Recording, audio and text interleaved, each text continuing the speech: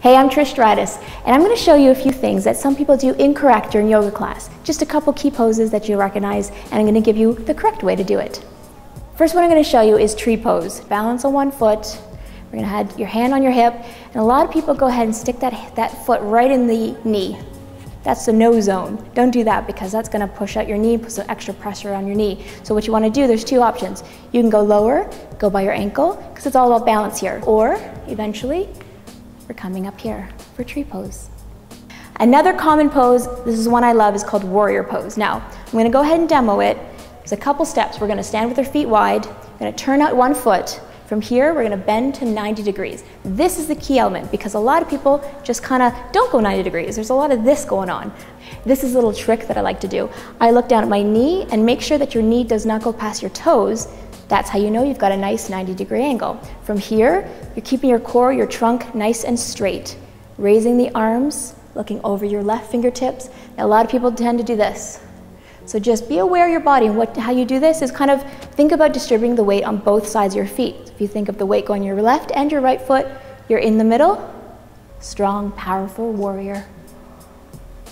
What I'm going to do now is plank. A lot of people go into plank and you got your butt up in the air. This is incorrect because what we're doing in plank is we're engaging our core. So notice the difference is when you shift your weight forward, that's when you've got complete core engagement.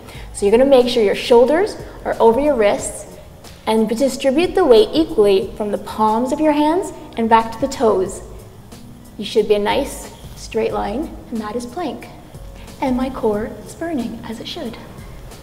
Next, what I'm going to show you is the seated forward bend. This same thing applies when you're doing a standing forward bend as well. We say bend and reach for the toes. So this is what we see a lot of, reaching for the toes. However, what you want to do is actually keep your back nice and flat and straight. So you're going to sit nice and firm and go ahead and sometimes you kind of got to take the fatty stuff away. Get nice and firm on the bottom, and we're going to extend forward. What I like to think of is imagine a string here attached to your toes, and it's going to pull you forward. So it's like this motion here. Eventually, use your breath to go lower and lower. The next thing I'm going to show you is upward dog. What we see a lot of is a lot of people really slumping into the pose. So it's kind of a lot of this stuff.